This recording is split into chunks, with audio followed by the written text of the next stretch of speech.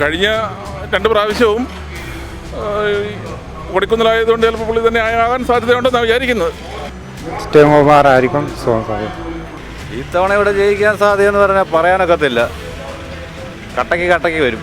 വലിയ ഭൂരിപക്ഷമൊന്നും വരത്തില്ല അഥവാ വരുവാണെങ്കിൽ. കൊടിക്കുന്നിൽ, കാരണം കൊടിക്കുന്നിൻ്റെ ആ ആൾക്കാരിടയ്ക്കുള്ള ഒരു വിശ്വാസം. ഈ ചിറ്റയൻകോപാൽ എന്ന് പറഞ്ഞ പുള്ളി പുതിയ ആളാണ്. കൊടിക്കുന്നിൽ നേരത്തെ തന്നെ കോട്ടയത്ത് അറിയപ്പെടുന്ന വ്യക്തിയാണ്. എല്ലാ കാര്യങ്ങളും മുന്നിട്ടിറങ്ങുന്ന വ്യക്തിയാണ്. മാവേലിക്കര ജയിക്കാൻ ചിറ്റയൻകുമാർ. കൊടിക്കുന്നിൽ സുരേഷ് ഇവിടെ വെള്ളപ്പൊക്കത്തിൻ്റെ ഭാഗത്തൊന്നും എത്തിയിട്ടൊന്നുമില്ല. ഒരു അന്വേഷണമില്ല, ഒന്നുമില്ല. MP ആയിരുന്നു. 10 വർഷമായിട്ട് ഒരു ഭാഗം ചെയ്തിട്ടില്ല. പക്ഷേ UDF LDF തെമ്മാടിത്തരമാണ് കാണിച്ചിരിക്കുന്നത്. അവരാ കുട്ടനാട്ട് വെള്ളപ്പൊക്കം ഉണ്ടാക്കിയേ. ചിറ്റയൻകുമാർ ജയിക്കും. ഞാൻ ഒറിജിനൽ കോൺഗ്രസ്സുകാരനാണ്. ഞാൻ പറയുമ്പോൾ കൊടിക്കുന്നിൽ സുരേഷ് ജയിക്കുമെന്നേ പറയത്തുള്ളൂ. BJP ഇവിടെ UDF-ന് സാധ്യത.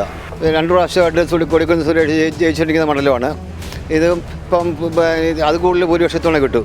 കൊടിക്കുന്നിൽ ജയിക്കും. വരുന്നേക്കാളും ഭൂരിപക്ഷം, കഴിഞ്ഞതിനേക്കാളും ഭൂരിപക്ഷം കിട്ടിയിരിക്കും എന്നാണ് പറയാനുള്ളത്. നേരത്തെ സൗകര്യം പോലെ ചെയ്യും എന്നല്ലാതെ നമ്മൾ നേരത്തെ ഒന്നും നിശ്ചയിച്ചിട്ടില്ല. പറയാൻ പറ്റത്തില്ല, എല്ലാവരും ഒരുപോലൊക്കെ തന്നെ. പൊതുവെ ശക്തനായ സ്ഥാനാർത്ഥി ഈ Kodikunnil സുരേഷിനെതിരെ നിർത്തിയിട്ടില്ല. Too difficult to answer who will pass because all are equal here. ഈ ചിറ്റയൻകുമാർ കുറേ കൂടി ജനസമ്മതി നേടി വരുന്നുണ്ട്.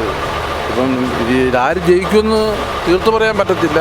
എങ്കിലും എൻ്റെ ഒരു സാധ്യത കണക്കിലെടുത്ത കൊടിക്കുന്നിൽ സുരേഷിന് സാധ്യതയുണ്ടെന്ന് തോന്നുന്നു. ത്രികോണ മത്സരമല്ലേ, അപ്പം വലിയ പാടാണ് അതൊക്കെ പറഞ്ഞു വരിക എന്ന് പറഞ്ഞാൽ. എന്നാലും